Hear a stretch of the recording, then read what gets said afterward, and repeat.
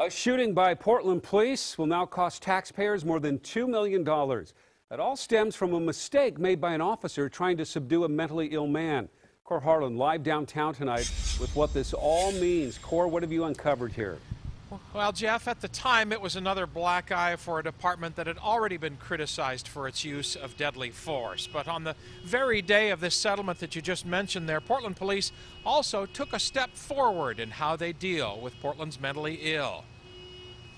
William Monroe, mentally ill, shot and wounded by Portland police in southwest Portland 2 years ago.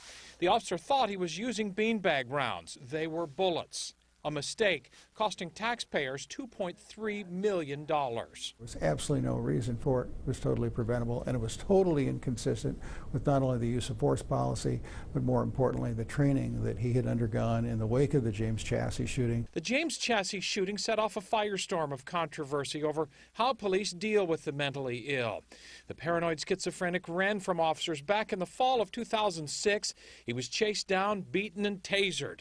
The medical examiner would later conclude Chassis died of blunt force trauma, 16 fractured ribs, 26 broken bones, and a punctured lung, all at the hands of police. Eventually, people will understand that they need to get the police department to change, and those people have to be in the police department. And there have been changes.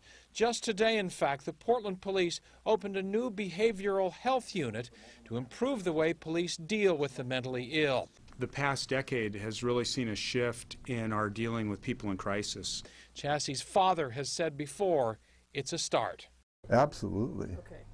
And I think it has. I do. But I can't tell, because if someone wasn't killed, there's no news. Mentally ill guy not killed.